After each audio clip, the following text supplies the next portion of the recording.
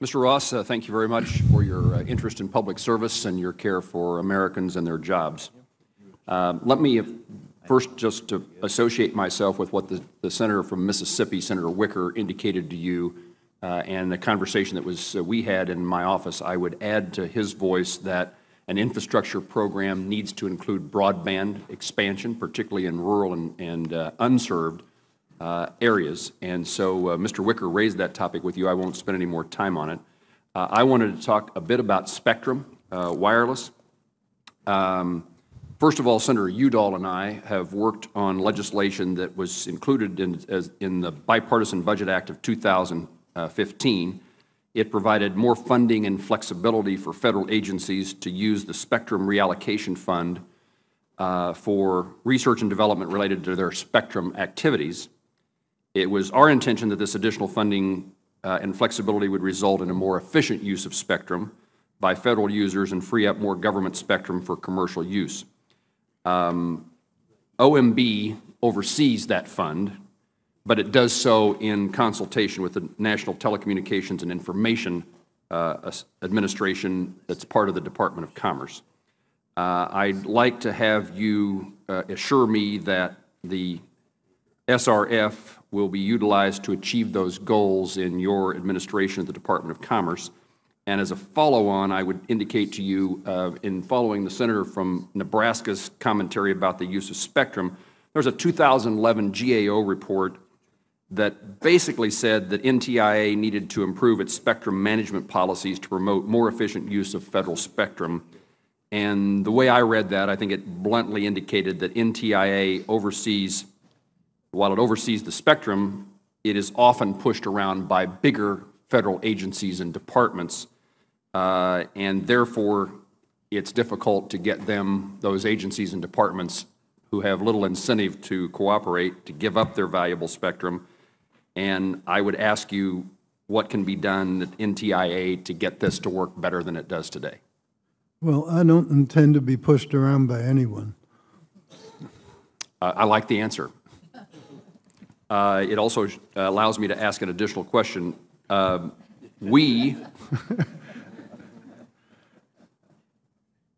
taken a special interest in the efficiency of IT procurement, and you indicated in your testimony that it's an area of that you have interest in. Senator Udall again and I introduced an act we call Move It.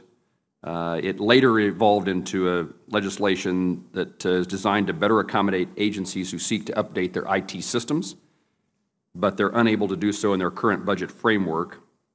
I again would ask you to commit toward attention toward modernizing the Department of Commerce and its IT infrastructure, particularly its legacy IT.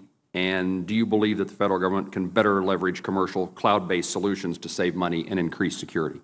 Well, I'm a very big proponent of cloud. We've used it a lot in private sector, and as far as we can tell, it is not only more efficient, it's probably also more secure for lots of very complicated technical reasons.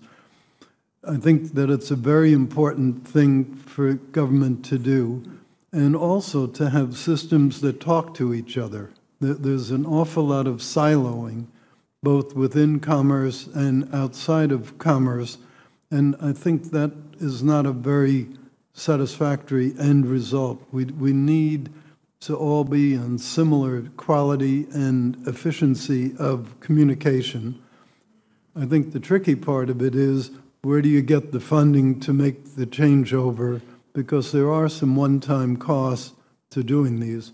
Commerce already has several initiatives underway, and I'm certainly encouraged by what I've learned about those, and I think much more could be done. Mr. Ross, thank you. I would indicate that too many times the headline issues that we can deal with are left, they overcome the good government issues that are so desperately need attention. Let me finally say that, as I indicated in my office, that trade is an important, exports is an important matter to Kansans. Manufacturing of airplanes sold around the globe, agriculture commodities, I would highlight that for you. But I also would point out the view that China recently increased its anti-dumping duties, and its anti-subsidy tariffs on U.S. dried distillers grain. The decision came just days after the Chinese government decided to increase tariffs on U.S. ethanol from 5% to 30%. Kansas farmers also continued to be held back by China's refusal to approve new varieties of biotech corn, which happened in 2014. I supported a WTO case brought challenging China's domestic support of rice, corn, and wheat. My point is that too often we negotiate trade agreements, and they are designed to level the playing field in regard to tariffs, that in all the other issues that a country can bring to play, we high-five ourselves with the satisfaction of reaching a trade agreement, but then we miss the point of defending and fighting the other things that prevent our products from getting into other countries. And it seems compatible with what you've been testifying. Oh, it is. I've been a victim over the years of some of these non-tariff trade barriers, and they're quite insidious, but also, unfortunately, they can be quite effective. We need to deal with those. It's not enough to have a trade agreement that just hits tariffs. And it's one of the reasons I think there should be systematic reopeners of trade agreements after a few-year period, because it's hard to anticipate the ingenuity that some of these folks have to get around the intent of the agreement. So I think an automatic reopener, whether it's a sunset provision or just a reopener, would be a very useful thing to look back on what was originally contemplated, look back on what was originally projected to occur, and to say, well, if we didn't achieve those objectives, why not, and what do we need to do to fix them? I think an agreement like NAFTA is more than 40 years old, and there's never been a systematic, transparent review of it. Mr. Ross, if you're confirmed, I intend to be gum on your shoe in regard to the exports of agricultural products and commodities from Kansas and manufactured airplanes and other things we do in the global economy. I got that impression the other day, sir. Thank you, sir.